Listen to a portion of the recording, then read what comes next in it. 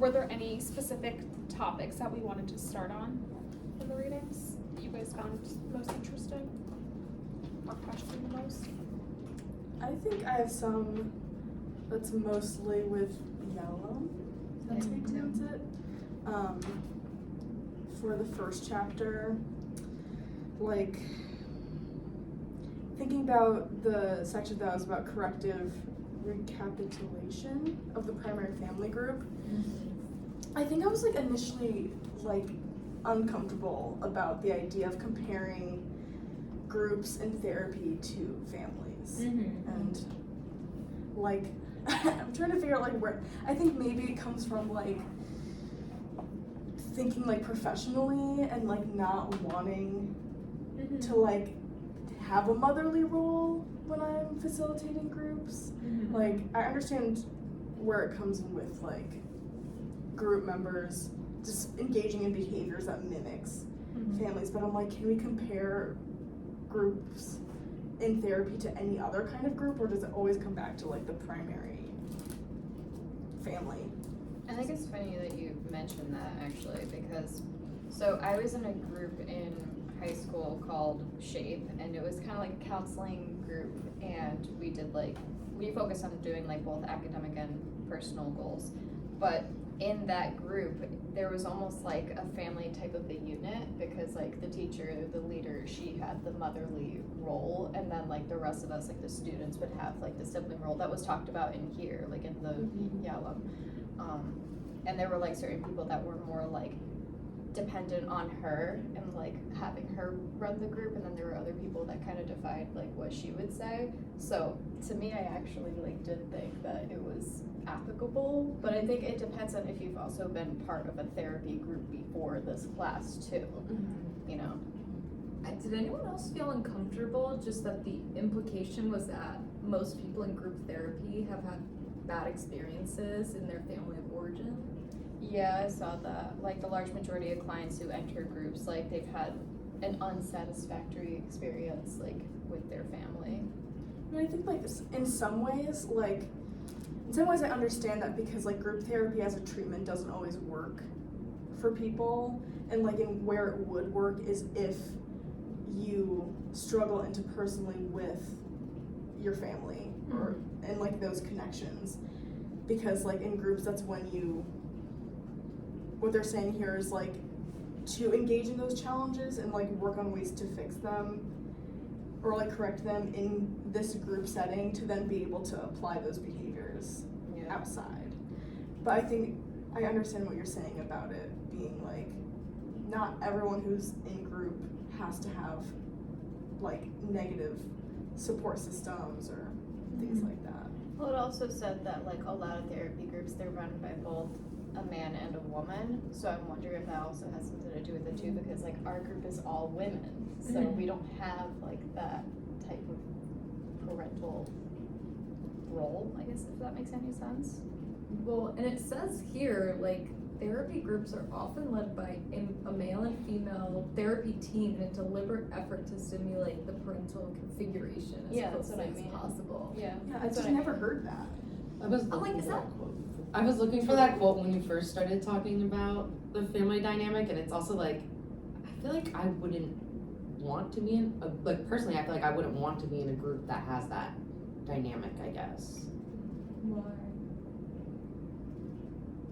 I don't know, I just think it's like, I kind of think that maybe like the book, or maybe the authors are like relying on like that's what they had as a family, but I feel like that's not like the family experience for everyone, and maybe I don't know, then it may not be the best fit. Like maybe that shouldn't be like the model. I think the use of the word deliberate is what throws me off. Yeah. In that sentence. But I think it also depends on, like I said, like if there's men and women in the group, like maybe that also affects it as well. Because if you just had like a woman leading the group, for instance, and then there was more women in the group than men, then like the guys may feel like left out or like they can't relate to the person that is technically facilitating or leading. I'm not saying it's right or wrong, I'm No, just yeah. saying like that's just like a theory of like why people do that, because if you have a male and female leader, then you have somebody that like everybody can kind of connect to or relate with in some way. And I actually, like, I wrote about this in my discussion post, because I feel like normally when I think of transference, I think of it negatively, but I was like, oh, maybe this could be like a positive way to use transference. And it just also made me think of like how this theory or approach could relate to like other HBSE theories with like parenting and attachment. I don't know, it's just what's coming up. That's what came up for me when I read this. And I'm wondering why they excluded PTSD. Well, it said like other than those with PTSD, medical or environmental stress. I don't know, I'm just like, can't people get PTSD from numerous unsatisfactory experiences with their primary family? Well, that's tricky too, because like most people have had some kind of like adverse childhood experience too, which could be like medical, environmental stress, like conflict within the family. So I don't know, it's kind of tricky. While reading, did anyone think about how like the parental and authoritative figures would shift between like if it was a male or female, but then also age? Like, did anyone, you know, like, What do you mean? so if it's a group where, like, do you think that if you were running a group with children, would that like parental, like family, like structure be more prominent than if you were running like a group with all adults? There was a part where like they mentioned senior group members and then them having different experiences or perspectives. I wish I could remember where that was, because I hadn't thought about that. There would definitely be like an unequal power dynamic if it was the parental figures or like the man and the woman leading, for instance, and then like a bunch of kids. Like it just feels like it wouldn't be equal among everybody. I think it'd be kind of uncomfortable, to be honest. Are you able to like chime in, because I know you're working with like this? I know, so, yeah. I know, because that's what I was kind of thinking about. I feel like the seniors I feel like I'm in a like unique position being like so young comparatively to like the seniors in the group, and sometimes because of that I feel like they don't give me like the initial like respect that they would give to like a person their own age. So I feel like I'm trying to figure out how to navigate that just myself. But I do think they look to authority figures in like a different way than like a child would look to an authority figure. Right. Like, I guess because once you're like 80, like who is honestly the people I work with, the authority figure they always refer to as like God. So. Oh wow. Interesting. It's deep. Yeah. That's kind of deep. Sorry. But No, I know, but that's kind of why I struggle running groups with them a lot of the time. I know this isn't like super relevant, but maybe it is. But yeah, they'll like just always refer to, oh no, but I'm gonna trust in God, and so I don't have to trust in you. Maybe like is sort of what I get from them. Is that hard for you? Yeah. it's giving them an excuse to not see you as a leader in a way. Yeah. That's shitty. No, I'm that's sorry. interesting. No, I know. I'm sorry. No, I feel bad. But. Do you think that like ties into like instilling hope? Like, do they like Maybe. is that their way of having hope when they're at that age, and like how hope can look different compared to like what kind of group you're running? Possibly. How would you also say that it affects like the cohesiveness of your group too? I'm just curious. I don't think it's that cohesive. Yeah. No. Because it's it's one of the 11 primary factors of the therapeutic experience. Yeah. So I just figured I'd ask about it. Is there cohesiveness within the members, and it's like they're pretty like. Yeah, I feel like I haven't like found like my way into the cohesiveness of it yet. Like it feels like they already have like a set balance, and maybe it's just they haven't like welcomed me into the group like fully yet. How long have you been working with them? Well, like this, I've been interning for this year, so like in September. Oh, wow, really?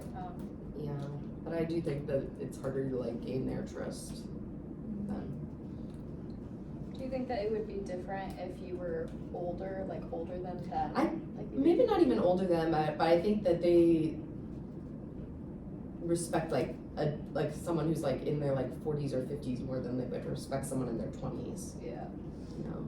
that's what I mean. Like Yeah. age may have an Mhm. effect on it, or like the population you're working with. If you were working with young adults, and that would also. Yeah. And then that question comes of like, would there be more of a, like, would you take on a more motherly role if you were working with younger people too? Yeah. It does make me think too of like universality and like having that experience with clients who are from a different generation than you, Yeah. and being able to like figure out like how can we like increase group cohesiveness in that vein of like being able to trust each other, and that like while you're younger and don't have like the years of experience and life experience, like what can we come down to that makes it seem that like we can be on equal footing. Yeah, because that's hard. Like, the idea of universality is like we're all in the same boat. And it says here, or perhaps more cynically, misery loves company. But that's could be hard for a facilitator when they're not in the same boat.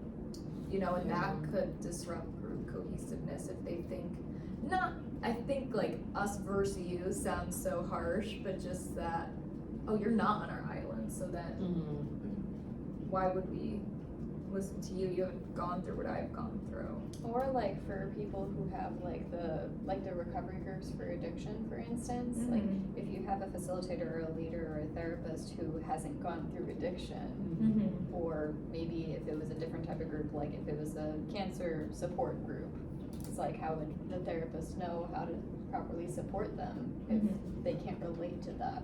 Unless you've gone through similar experience, then they're never gonna really fully see you as an equal, so it's hard to achieve that level of universality too. At least it's my guess.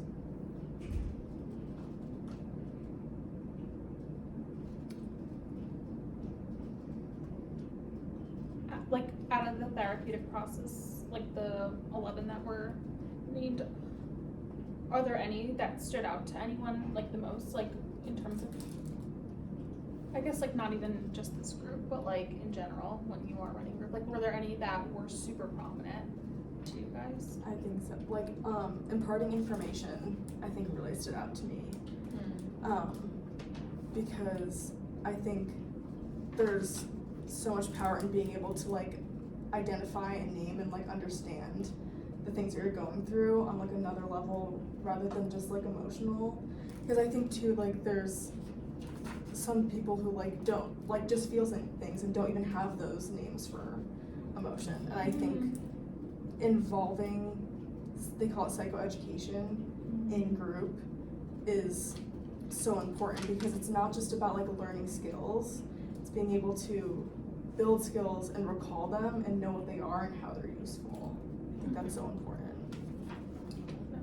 I'm stuck between two, like the installation of hope and the altruism, because for the installation of hope, like it says that it's important for like therapists to believe in themselves and like the groups, and I feel like that definitely like that impacts the effectiveness of it, and it's extremely important in like therapy in the first place, or just any kind of treatment. And like the altruism, like members gain through giving, because think of it this way, if there's a member who isn't participating or they're not offering anything to the group, then they're not going to achieve individual progress on their own, and that's also going to impact the progress of the group and like where they're going.